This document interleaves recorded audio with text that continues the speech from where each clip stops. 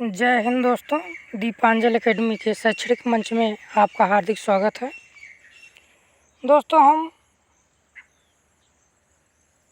Text book श्रृंखला को लेकर के चल रहे हैं, जिसमें गोदान उपन्यास का हम अध्ययन कर रहे हैं। उसी श्रृंखला को आज बढ़ाते हुए हम पुनः आपके समक्ष प्रस्तुत हुए। तो दोस्तों, आइए चलते हैं अपने सेशन की ओर। दोस्तों, हमने पिछले वीडियो में इस उपन्यास के कुछ अंशों को पढ़ लिया था। आज उसके आगे पुनः शुरू करेंगे। पिछले वीडियो में हमने यहाँ तक अध्ययन कर लिया था। पुरानी मसल झूठी थोड़े है, बिन घरनी घर भूत का डेरा। कहीं सगाई क्यों नहीं ठीक कर लेते। जब ये भोला और होरी का संवाद हो रहा था, होरी राज साहब से मिलने जाते हैं, तो बीच में रास्ते में उन्हें भोला नामक ग्वाला मिलता है और होरी एक पछाही गाय लेना चाहता है। उसी के संबंध में होरी भोला से बातचीत करता है कि मुझे गाय चाहिए। तो होरी भोला को प्रलोभन देता है शादी कराने का। तो वही प्रसंग चल रहा था। उसी में प्रेमचंद होरी कहता है, बिन घरनी घर भूत का डेरा। यहाँ तक हम कर लिए थे। आज हम पुनः आगे शुरू करेंगे। ताक में हूँ महतो, पर कोई जल्दी फंसता नहीं। 150 खर्च करने को भी तैयार हूँ, जैसी भगवान की इच्छा। अब मैं भी फिराक में रहूँगा। भगवान चाहेंगे तो जल्दी घर बस जाएगा। ये आश्वासन होरी देता है। बस यही समझ लो कि उबर जाऊँगा भैया। घर में खाने को भगवान का दिया बहुत है। 4 पसेरी रोज़ दूध हो जाता है, लेकिन किस काम का। 4 पसेरी दूध की यहाँ पर बात की गई है, ध्यान दीजिएगा। भोला कहता है, पूछा जा सकता है भोला के घर में कितना दूध होता है, तो 4 पसेरी। इसे आप नोट कर लीजिएगा। और जैसा कि हमने कहा है कि आप नोट्स ज़रूर बनाते जाइएगा, पेन कापी लेकर के बैठिएगा, तभी इस वीडियो को देखने का फ़ायदा है। आप नोट करते जाएंगे, जो हम महत्वपूर्ण परीक्षा की दृष्टि से उपयोगी बिंदुओं को बताएंगे, ताकि आपका एक संक्षिप्त नोट्स तैयार हो जाएगा। आप परीक्षा के समय उसे रिवीजन कर सकेंगे। मेरे ससुराल में एक मेहरिया है, 3-4 साल हुए उसका आदमी उसे छोड़कर कलकत्ते चला गया। बेचारी पिसाई करके गुजारा कर रही है। बाल बच्चा भी कोई नहीं है। देखने सुनने में अच्छी है, बस लक्ष्मी समझ लो, ये होरी कहता है। खैर होरी के ससुराल में ऐसा कुछ है नहीं। होरी केवल भोला को प्रलोभन दे रहा है गाय लेने के लिए। Sorry sir. भोला का सिकुड़ा हुआ चेहरा जैसे चिकना गया। आशा में कितनी सुधा है। बोला, अब तो तुम्हारा ही आसरा है महतो। छुट्टी हो तो चलो एक दिन देख आएं। मैं ठीक ठाक करके तब तुमसे कहूँगा। बहुत उतावली करने से भी काम बिगड़ जाता है, होरी कहता है। जब तुम्हारी इच्छा हो तब चलो, उतावली काहे की। इस कबरी पर मन ललचाया हो तो ले लो। इस पॉइंट को नोट कर लीजिएगा। कैसी गाय पर होरी का मन ललचाया था? कबरी गाय पर। ठीक है, आगे चलते हैं। यह गाय मेरे मान की नहीं है दादा। मैं तुम्हारे नुकसान नहीं पहुंचाना चाहता। अपना धर्म यह नहीं है कि मित्रों का गला दबाएं। जैसे इतने दिन बीत गए हैं, वैसे और भी बीत जाएंगे, होरी ही कहता है।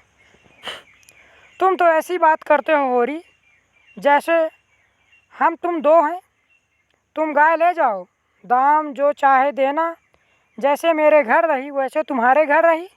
80 रुपये में ली थी, तुम 80 रुपये ही दे देना, जाओ। तो इस गाय को भोला ने कितने में लिया था? 80 रुपये में, और 80 रुपये ही मांगता है। इसको भी नोट कर लीजिए कि कितना दाम मांग रहा था भोला अपनी गाय का। तो 80 रुपये मांग रहा था होरी से। लेकिन मेरे पास नगद नहीं है दादा, समझ लो, होरी कहता है। तब भोला कहता तो तुमसे नगद मांगता कौन है भाई? होरी की छाती गज भर की हो गई। 80 रुपये में गाय मंगनी न थी।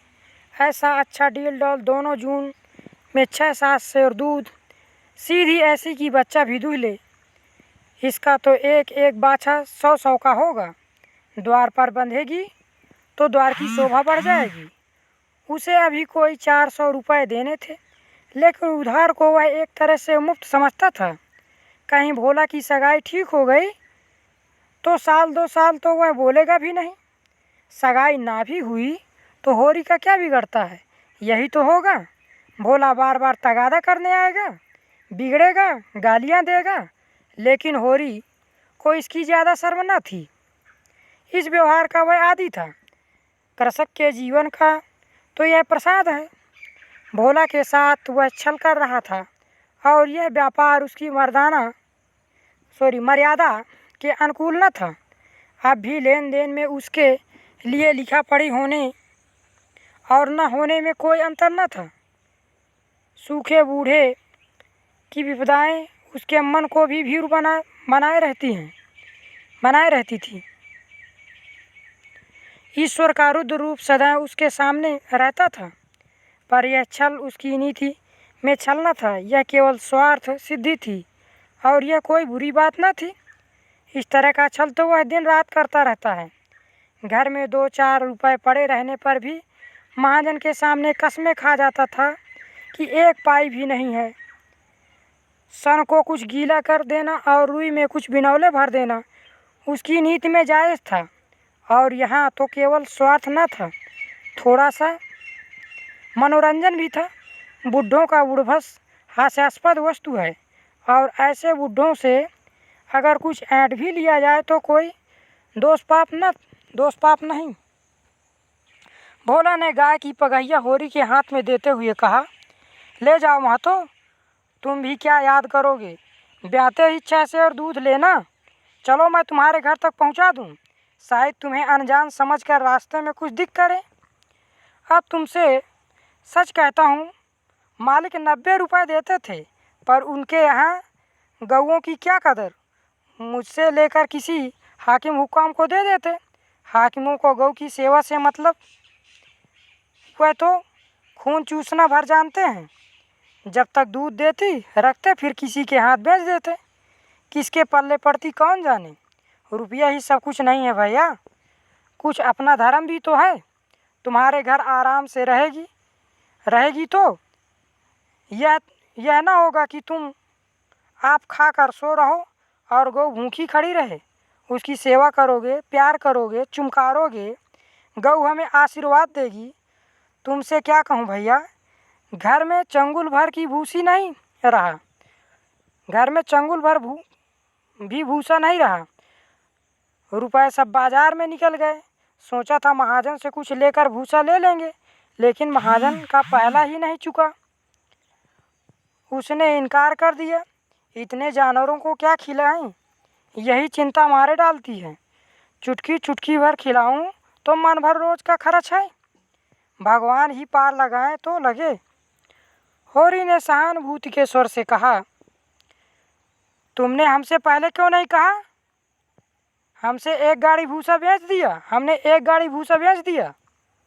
भोला ने माथा ठोंक कर कहा, इसीलिए नहीं कहा भैया कि सबसे अपना दुख क्यों रहूं, बांटता तो कोई नहीं है। नहीं, हंसते सब हैं। जो गायें सूख गई हैं उनका गम नहीं, पत्ती सत्ती खिला करके जिला लूँगा। लेकिन अब यह तो राती बिना न रह सकी। लेकिन अब यह तो राती बिना नहीं रह सकती। हो सके तो 10-20 रुपये भूसे के लिए दे दो। किसान पक्का स्वार्थी होता है, इसमें संदेह नहीं। उसकी गांठ से रिश्वत के पैसे बड़ी मुश्किल से निकलते हैं। भाव ताव में भी वह चौकस होता है। ब्याज की एक एक पाई छुड़ाने के लिए वह महाजन की घंटों चिरौरी करता है। जब तक पक्का विश्वास न हो जाए वह किसी के फुसलाने में नहीं आता। लेकिन उसका संपूर्ण जीवन प्रकृति से स्थायी सहयोग है। वृक्षों में फल लगते हैं, उन्हें जनता खाती है। खेती में अनाज होता है, वह संसार के काम आता है। गाय के थन में दूध होता है, वह खुद पीने नहीं जाती। इनको नोट कर लीजिएगा दोस्तों। यहाँ से वृक्षों में फल लगते हैं, उसे जनता खाती है। खेती में अनाज होता है, वह संसार के काम आता है। गाय के थन में दूध होता है, वह खुद पीने नहीं जाती, दूसरे ही पीते हैं। मेघों से वर्षा होती है, उससे पृथ्वी तृप्त होती है। ऐसी संगति, यहाँ तक नोट कर लीजिएगा। ऐसी संगति में कुत्सित स्वार्थ के लिए कहाँ स्थान। होरी किसान था और किसी के जलते हुए घर में हाथ सेकना उसने सीखा ही न था। भोला की संकट कथा सुनते ही उसकी मनोवृत्ति बदल गई। पगहिया को भोला के हाथ में लौटाता हुआ बोला, रुपए तो दादा मेरे पास नहीं हैं, हाँ थोड़ा सा भूसा बचा है, वह तुम्हें दूंगा, चल कर उठवा लो। भूसे के लिए तुम गाय बेचो और मैं लूँगा, मेरे हाथ न कट जाएंगे। भोला ने आर्द्रकंठ से कहा, तुम्हारे बैल भूखों न मरेंगे, तुम्हारे पास भी ऐसा कौन सा बहुत सा भूसा रखा है। होरी कहता, नहीं दादा, अब की भूसा अच्छा हो गया था, मैंने तुमसे नाहक भूसे की चर्चा की। भोला कहता, तुम न कहते और पीछे मुझे मालूम होता तो मुझे बड़ा रंज होता कि तुमने मुझसे इतना गैर समझ लिया। अवसर पड़ने पर भाई की मदद भाई ना करे तो काम कैसे चले। नोट कर लीजिएगा इसे। अवसर पड़ने पर भाई की मदद भाई ना करे तो काम कैसे चले। मुदा यह गाय तो ले जाओ, भोला कहता है। अभी नहीं दादा, फिर ले लूँगा, होरी कहता है। तो भूसे के दाम दूध में कटवा लेना। होरी ने दुखित स्वर में कहा, दाम कौड़े की इसमें कौन बात है दादा, मैं 1-2 जून तुम्हारे घर खा लूँ तो तुम मुझसे दाम मांगोगे, लेकिन तुम्हारे बैल भूखों मरेंगे कि नहीं। भोला कहता है, भगवान कोई ना कोई सबील निकालेंगे ही, आषाढ़ सिर पर है, कड़वी बोलूँगा। कड़वी दोस्तों होती है पशुओं के लिए चारा बोले ना, जिसको गांव में चरी भी बोलते हैं। मगर यह गाय तुम्हारी हो गई, जिस दिन इच्छा हो आकर ले जाना। भोला ऐसा कहता है। किसी भाई का लीलाम पर चढ़ा हुआ बैल लेने में जो पाप है वह इस समय तुम्हारी गाय लेने में है। कौन कहता है? होरी कहता है। होरी में बाल की खाल निकालने की शक्ति होती तो वह खुशी से गाय लेकर घर की राह लेता।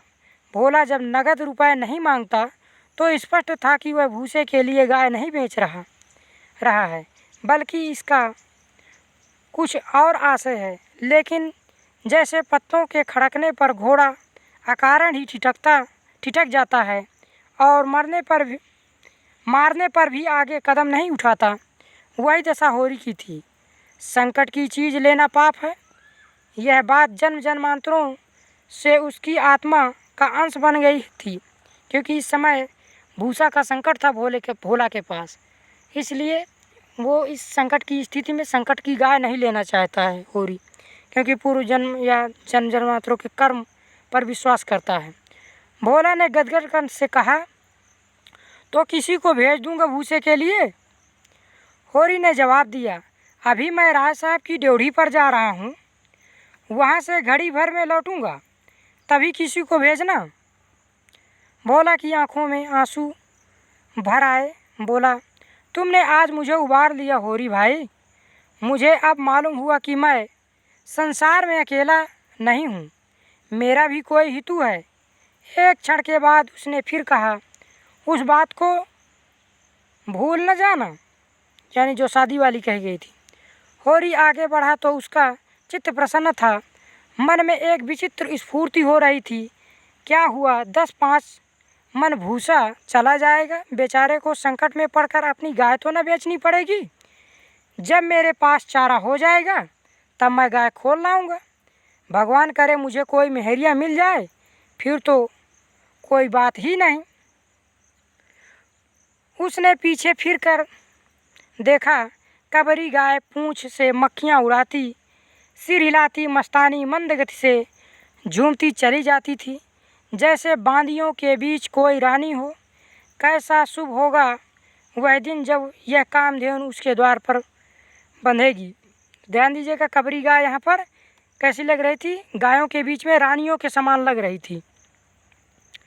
पूछा जा सकता है, नोट कर लीजिएगा। अब देखते हैं भाग 2 उपन्यास का। सेमरी और बेलारी 2 अवध प्रांत के गांव हैं। जिले का नाम बताने की कोई ज़रूरत नहीं। होरी बेलारी में रहता है। ध्यान दीजिएगा, ये अवध प्रांत के 2 गांव हैं। होरी बेलारी में रहता है। राय साहब अमरपाल सिंह सेमरी में। दोनों गांव में केवल 5 मील का अंतर है। ध्यान दीजिएगा, इससे भी दोनों गांव के बीच की दूरी 5 मील है। पिछले सत्याग्रह संग्राम में राय साहब ने बड़ा यश कमाया था। काउंसिल की मेंबरी छोड़कर जेल चले गए थे। तब से उनके इलाके के आसामियों को उनसे बड़ी श्रद्धा हो गई थी। यह नहीं कि उनके इलाके में आसामियों के साथ कोई खास रियायत की जाती हो या डांड और बेगार की कड़ाई कुछ कम हो, मगर यह सारी बदनामी मुख्तारों के सिर जाती थी। राय साहब की कीर्ति पर कोई कलंक न लग सकता था।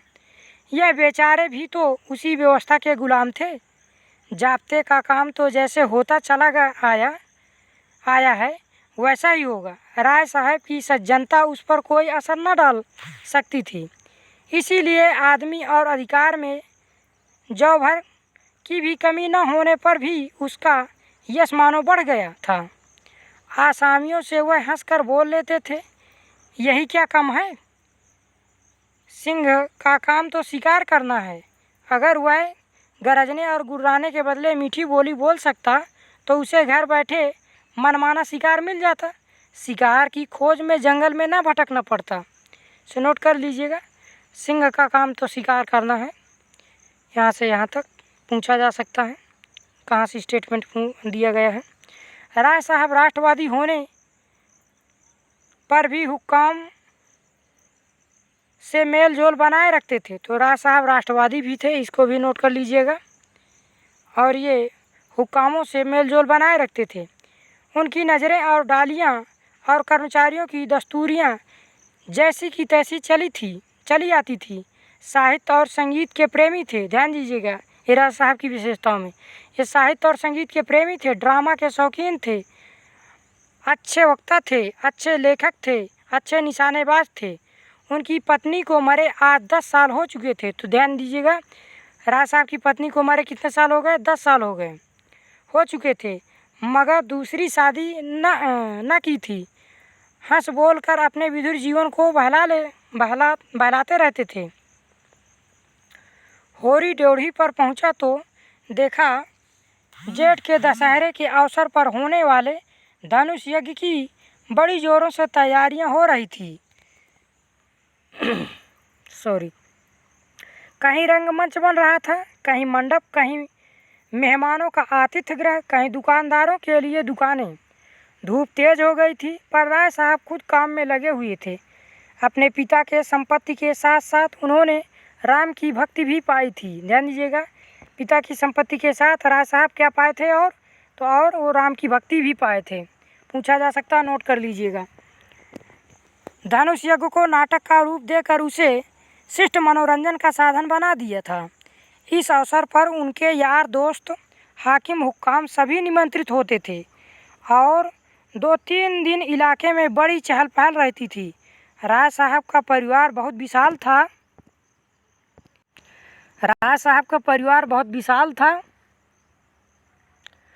कोई 150 सरदार एक साथ भोजन करते थे। ध्यान दीजिएगा, 150 सरदारों की चर्चा की गई। कितने भोजन करते थे एक साथ? 150। नोट कर लीजिएगा। कई चचा थे, दर्जनों चचेरे भाई, कई सगे भाई, बीसियों नाते के भाई। एक चाचा साहब राधा के अनन्य उपासक थे और बराबर वृंदावन में रहते थे। भक्ति रस के कितने ही कवित्व रच डाले थे। तो एक इनके चाचा वृंदावन में रहते थे और राधा के अनंत उपासक थे। ध्यान दीजिएगा, नोट कर लीजिएगा इसे। और वो भक्ति रस से संबंधित अनेक कवित्व लिख डाले थे, जो समय समय पर उन्हें छपवा कर दोस्तों में की भेंट कर देते थे। एक दूसरे चाचा थे जो राम के परम भक्त थे। इसको ध्यान दीजिएगा, दूसरे चाचा राम के परम भक्त थे और फारसी भाषा में रामायण का अनुवाद कर रहे थे। इसको भी नोट कर लीजिएगा, पूछा जा सकता है। रियासत से सबक वजीफे बंधे हुए थे, किसी को कोई काम करने की ज़रूरत न थी। होरी मंडप में खड़ा सोच रहा था कि अपने आने की सूचना कैसे दे कि सहसा राय साहब उधर ही आ निकले और उसे देखते ही बोले, अरे तू आ गया होरी, मैं तो तुझे बुलवाने वाला था। देख, अब कि तुझे राजा जनक का माली बनना पड़ेगा, समझ गया ना। जिस वक्त श्री जानकी जी मंदिर में पूजा करने जाती हैं, उसी वक्त तू एक गुलदस्ता लिए खड़ा रहेगा और जानकी जी को भेंट करेगा। गलती ना करना। और देख, आसामियों से ताकीद करके यह कह देना, यानी जोर दे करके यह कह देना कि सब के सब शगुन करने आए, यानी शगुन करने पैसा देने आए। मेरे साथ कोठी में आ, तुझसे कुछ बातें करनी है। और राय साहब अब होरी को अपने कोठी में लिवा ले जाते हैं।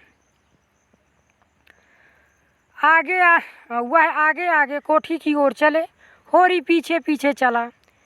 वही एक घने वृक्ष की छाया में एक कुर्सी पर बैठ गए और होरी को ज़मीन पर बैठने का इशारा करके बोले, समझ गया मैं क्या कहा?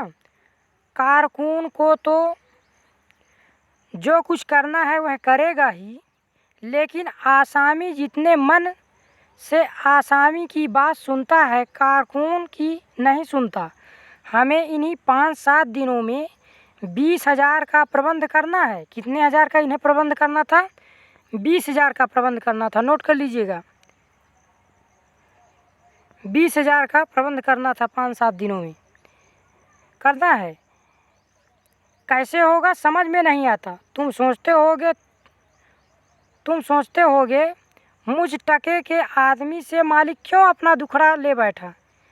किससे अपने मन की कहूँ? न जाने क्यों तुम्हारे ऊपर विश्वास होता है। इतना जानता हूँ कि तुम मन में मुझ पर हंसोगे नहीं, और हंसो भी तो तुम्हारी हंसी मैं बर्दाश्त कर सकता हूँ। नहीं सह सकता उनकी हंसी जो अपने बराबर के हैं, क्योंकि उनकी हंसी में ईर्ष्या, व्यंग और जलन है। और वे क्यों ना हंसेंगे? मैं भी तो उनकी दुर्दशा और विपत्ति और पतन पर हंसता हूँ। दिल खोल कर तालियां बजाकर। संपत्ति और सहृदयता में बैर है। नोट कर लीजिएगा, संपत्ति और सहृदयता में बैर है। हम भी दान देते हैं, धर्म करते हैं, लेकिन जानते हो क्यों? केवल अपने बराबर वालों को नीचा दिखाने के लिए। हमारा दान और धर्म कोरा अहंकार है, विशुद्ध अहंकार। इसे नोट कर लीजिएगा, पूछा जाने वाला कोटेशन है। हम में से किसी पर डिग्री हो जाए, कुर्की आ जाए, बकाया मालगुजारी की इल्लत में हवालात हो जाए, किसी का जवान बेटा मर जाए, किसी की विधवा बहू निकल जाए, किसी के घर में आग लग जाए, कोई किसी वैश्य के हाथों उल्लू बन जाए या अपने आसामियों के हाथों पिट जाए, तो उसके और सभी भाई उस पर हंसेंगे, बगले बजाएंगे, मानो सारे संसार की संपदा मिल गई है। और मिलेंगे तो इतने प्रेम से जैसे हमारे पसीने की जगह खून बहाने को तैयार हैं। अरे और तो और हमारे चचेरे, फुफेरे, ममेरे, मौसेरे भाई जो इसी रियासत की बदौलत मौज उड़ा रहे हैं, कविता कर रहे हैं और जुएं खेल रहे हैं, शराबें पी रहे हैं और अय्याशी कर रहे हैं, वह भी मुझसे जलते हैं। आज मर जाऊं तो घी के चिराग जलाएं। ये कौन कहता है? राय साहब कहता होरी से।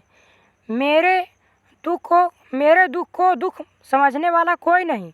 उनकी नज़रों में मुझे दुखी होने का कोई अधिकार ही नहीं है। मैं अगर रोता हूँ तो दुख की हंसी उड़ाता हूँ।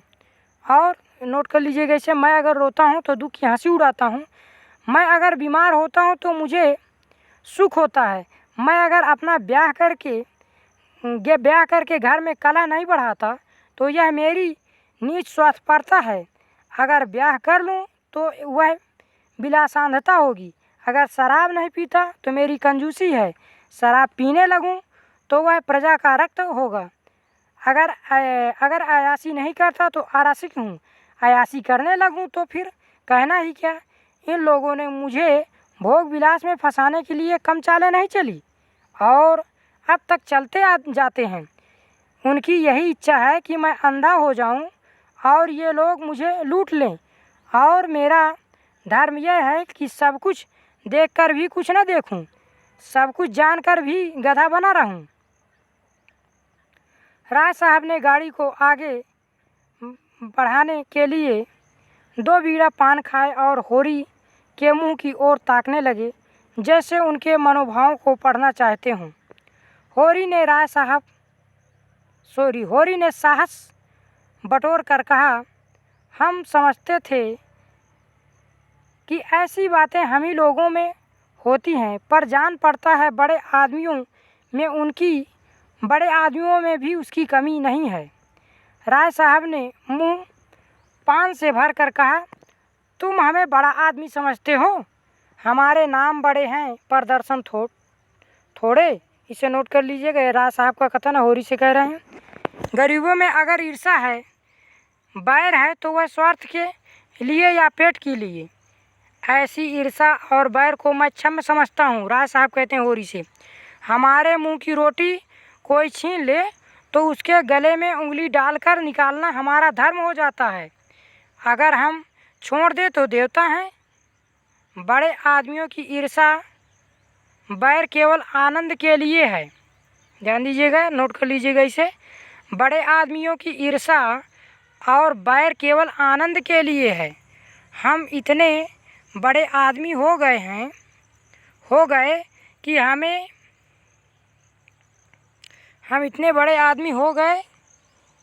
कि हमें नीचता और कुटिलता में ही निस्वार्थ और परम आनंद मिलता है। हम देवतापन के उस दर्जे पर पहुंच गए हैं जब हमें दूसरों के रोने पर हंसी आती है। इसे तुम छोटी साधना मत समझो। जब इतना बड़ा कुटुंब है तो कोई ना कोई तो हमेशा बीमार रहेगा ही, और बड़े आदमियों के रोग भी बड़े होते हैं। इसे नोट कर लीजिएगा, बड़े आदमियों के रोग भी बड़े होते हैं। वह बड़ा आदमी ही क्या जिसे कोई छोटा रोग हो। इसे नोट कर लीजिएगा दोस्तों, जिसे कोई छोटा रोग हो। मामूली ज्वर भी आ जाए तो हमें सरसाम की दवा दी जाती है। मामूली फुंसी भी निकल आए तो वह जहरबाद बन जाती है। अब छोटे सर्जन और मझोले सर्जन और बड़े सर्जन तार से बुलाए जा रहे हैं। मसीहुल मुल्क को लाने के लिए दिल्ली आदमी भेजा जा रहा है। भिसगाचार को लाने के लिए कलकत्ता। उधर देवालय में दुर्गा पाठ हो रहा है। ज्योतिषाचार कुंडली का विचार कर रहे हैं और तंत्र के आचार्य अपने अनुष्ठान में लगे हुए हैं। राजा साहब को यमराज के मुंह से निकालने के लिए दौड़ लगी हुई है। वैद्य और डॉक्टर इस ताक में रहते हैं कि कब इनके सिर में दर्द हो और कब उनके घर में सोना की वर्षा हो, और ये रुपए तुमसे और तुम्हारे भाइयों से वसूल किए जाते हैं। भाले की नोक पर। मुझे तो यही आश्चर्य होता है कि क्यों तुम्हारी आहों का दावानल हमें भस्म नहीं कर डालता। मगर नहीं, आश्चर्य करने की कोई बात नहीं। भस्म होने में तो बहुत देर नहीं लगती, वेदना भी थोड़ी ही देर की होती है। हम जो जो और अंगुल अंगुल और पोर पोर भस्म हो रहे हैं। उस हाहाकार से बचने के लिए हम पुलिस की, हुक्काम की, अदालत की, वकीलों की शरण लेते हैं और रूपवती स्त्री की भांति सभी के हाथ का खिलौना बनते हैं। दुनिया समझती है हम बड़े सुखी हैं।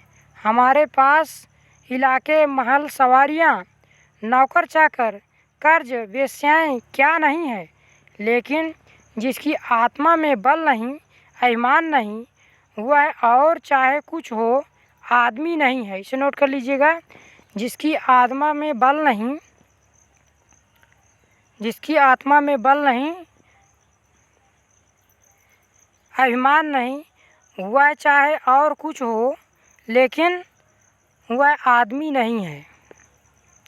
जिसे दुश्मन के भय के मारे रात की नींद ना आती हो, जिसके दुख पर सब हंसें और रोने वाला कोई ना हो, जिसकी चोटी दूसरों के पैरों की नीचे दबी हो, जो भोग विलास के नशे में अपने को बिल्कुल भूल गया हो, जो हुक्काम के तलवे चाटता हो और अपने आधीनों का खून चूसता हो, मैं उसे सुखी नहीं कहता। वह तो संसार का सबसे अभागा प्राणी है। साहब शिकार खेलने आए या दौरे पर, मेरा कर्तव्य है कि उनकी दुम के पीछे लगा रहूं। उनकी भौहों पर सिकन पड़ी और हमारे प्राण सूखे। उन्हें प्रसन्न करने के लिए हम क्या नहीं करते। मगर वह पचड़ा सुनाने लगूं तो शायद तुम्हें विश्वास न आए। डालियों और रिश्वतों तक तो खैर गमीनत है, हम सिजदे करने को भी तैयार रहते हैं। मुक्तखोरी ने हमें अपंग बना दिया है। हमें अपने पुरुषार्थ पर लेस मात्र भी विश्वास नहीं है। केवल अफसरों के सामने दुम हिलाकर किसी तरह उनके कृपा पात्र बने रहना और उनकी सहायता से अपने प्रजा पर आतंक जमाना ही हमारा उद्यम है। पिछलग्गुओं की खुशामदों ने हमें इतना अभिमानी और तुक मिजाज बना दिया है कि हमें शील, विनय और सेवा का लोप हो गया है। मैं तो कभी कभी सोचता हूँ कि अगर सरकार हमारे इलाके छीन कर हमें अपनी रोजी रोटी के लिए मेहनत करना सिखा दे तो हमारे साथ महान उपकार करे।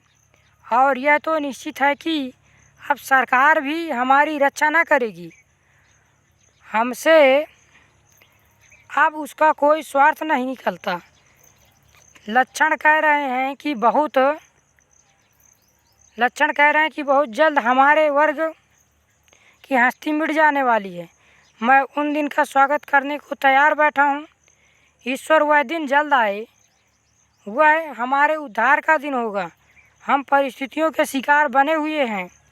यह परिस्थितियाँ ही हमारा सर्वनाश कर रही हैं और जब तक संपत्ति की यह बेड़ी हमारे पैरों से न निकलेगी तब तक अभिशाप हमारे सिर पर मंडराता रहेगा। हम मानवता का वह पद न पा सकेंगे जिस पर पहुंचना ही जीवन का अंतिम लक्ष्य है। इसे नोट कर लीजिएगा। जब तक संपत्ति की यह बेड़ी हमारे पैरों से न निकलेगी तब तक यह अभिशाप हमारे सिर पर मंडराता रहेगा। हम मानवता का वह पद न पा सकेंगे जिस पर पहुंचना ही जीवन का अंतिम लक्ष्य है। नोट कर लीजिएगा इसे। राय साहब ने फिर गिलौरी दान निकाला और कई गिलौरियाँ निकाल कर मुंह में भर ली। कुछ और कहने वाले थे कि एक चपरासी ने आकर कहा, सरकार बेगारों ने काम करने से इनकार कर दिया है। कहते हैं हमें खाने को ना मिलेगा, हम काम ना करेंगे। हमने धमकाया तो सब काम छोड़कर अलग हो गए। राय साहब के माथे पर बल पड़ गए। आंखें निकाल कर बोले, चलो मैं इन दुष्टों को ठीक करता हूँ। खाने को नहीं दिया तो आज यह नई बात क्यों? एक आने रोज के हिसाब से मजदूरी मिलेगी जो हमेशा मिलती रही है, और इस मजदूरी पर काम करना होगा, सीधे करें या टेढ़ा। फिर होरी की ओर देखकर बोले, तुम अब जाओ होरी, अपने तैयारी करो। जो बात मैंने कही है उसका ख्याल रखना। तुम्हारे गांव से मुझे कम से कम 500 की आशा है। तो इसे भी नोट कर लीजिएगा। वो लगन के लगभग 500 रुपये तक की आशा कर रहे हैं कि इतने रुपए आपके गांव से मिल जाएंगे। तो कितने रुपए की आशा किए थे? लगभग 500 रुपये की। ध्यान दीजिएगा। तो दोस्तों, इस वीडियो को हम यहीं पर समाप्त करते हैं। इसके बाद शेष बचे हुए अंशों को हम अगले वीडियो में प्रस्तुत करेंगे। तो आशा करता हूं दोस्तों कि आप इस वीडियो व्याख्यान से लाभान्वित अवश्य होंगे, और जिन जिन बिंदुओं पर हम बातचीत कर रहे हैं उनको नोट ज़रूर करते जाइएगा। आइए सार रूप में देखते हैं हम इस वीडियो में किन किन बिंदुओं को परीक्षा की दृष्टि से देखा है।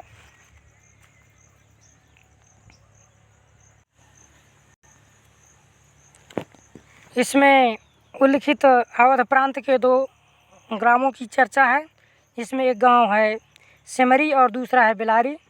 सिमरी में राय साहब अमरपाल सिंह रहते हैं तथा बेलारी में होरी रहता है, और इन दोनों गांवों के बीच की दूरी 5 मील है। इसको सब नोट कर लीजिएगा, पूछा जा सकता है दोनों गांवों के बीच की दूरी क्या है। होरी का संबंध किस गांव से है, राय साहब का संबंध किस गांव से है। राय साहब साहित्य और संगीत के प्रेमी, ड्रामा के शौकीन, अच्छे वक्ता, अच्छे लेखक, अच्छे निशानेबाज तथा राष्ट्रवादी थे। राष्ट्रवादी, इसको नोट कर लीजिएगा, पूछा जा सकता है राय साहब के व्यक्तित्व से संबंधित कथन। राय साहब की पत्नी को मरे हुए 10 साल हुए हैं। इसको भी नोट कर लीजिएगा। अपने पिता से संपत्ति के साथ राम भक्ति भी इनको मिली हुई थी, पूछा जा सकता है, नोट कर लीजिएगा। कोई 150 सरदार इनके खानदान में थे जो एक साथ भोजन करते थे। एक चाचा इनके राधा के आनंद उपासक थे, वृंदावन में रहते थे और कई सौ कवित्व लिखे थे और उनको अपने मित्रों को भेंट भी किया करते थे। एक और चाचा थे जो राम के परम उपासक थे और वह रामायण का फारसी भाषा में अनुवाद कर रहे थे। इसे नोट कर लीजिएगा। संपत्ति और सहृदयता में बैर है, यह राय साहब का कथन है। हम भी दान देते हैं, धर्म करते हैं, लेकिन जानते हो क्यों? केवल अपने बराबर वालों को नीचा दिखाने के लिए। हमारा दान और धर्म कोरा अहंकार है, विशुद्ध अहंकार। ये राय साहब कहते हैं होरी से। तुम हमें बड़ा आदमी समझते हो, हमारे नाम बड़े हैं पर दर्शन थोड़े। ये राय साहब का कथन है, होरी से कहते हैं। गरीबों में अगर ईर्षा या बैर है तो वह स्वार्थ के लिए या पेट के लिए। राय साहब कहता है, हमारे मुंह की रोटी कोई छीन ले तो उसके गले में उंगली डालकर निकालना हमारा धर्म हो जाता है। अगर हम छोड़ देते हैं तो देवता हैं। बड़े आदमियों की ईर्षा और बैर केवल आनंद के लिए है। यह राय साहब के कथन है। दुनिया समझती है हम बड़े सुखी हैं, लेकिन जिसकी आत्मा में बल नहीं, अभिमान नहीं, वह और चाहे कुछ हो आदमी नहीं है। यह भी राय साहब का कथन है। जब तक संपत्ति की यह बेड़ी हमारे पैरों से न निकलेगी, जब तक यह अभिशाप हमारे सिर पर मंडराता रहेगा, हम मानवता का वह पद न प्राप्त कर सकेंगे जिस पर पहुंचना ही जीवन का अंतिम लक्ष्य है। राय साहब होरी से कहता है, तुम्हारे गांव में मुझे कम से कम 500 रुपये की आशा है। ये राय साहब होरी से कहता है कि लगभग 500 रुपये तक की आप तुम्हारे गांव से मुझे आशा है कि मिलेंगे।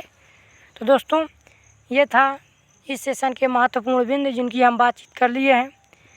मैं आशा करता हूँ कि आप इस वीडियो को देखते हुए आप नोट ज़रूर करते होंगे। नोट कर लेंगे तो आपको परीक्षा के समय में एक संक्षिप्त नोट्स आपका तैयार हो जाएगा जो उपयोगी होगा और आप उसका रिवीजन जल्द से जल्द कर लेंगे। तो दोस्तों, अब इस वीडियो को यहीं पर हम विराम देते हैं। दोस्तों, आपसे आशा है कि आप चैनल को लाइक और सब्सक्राइब ज़रूर करिएगा तथा कमेंट भी करिएगा, हमें बताइएगा कि यह प्रयास सही दिशा में जा रहा है कि नहीं। अगर आपका कोई सुझाव हो, पढ़ाने से संबंधित सुझाव हो कि आप इस प्रकार से ना पढ़ा करके किसी अन्य तरीके से पढ़ाइए, तो वह ज़रूर बताइएगा और अपने दोस्तों के पास इसे शेयर भी करिएगा। जिन लोगों के पास किताबें नहीं होंगी तो उनकी इसके माध्यम से मदद हो जाएगी। तो इसी को लक्ष्य करके हम इस मुहिम को शुरू किए हैं और इसी प्रकार से क्रमशः एक एक करके सारे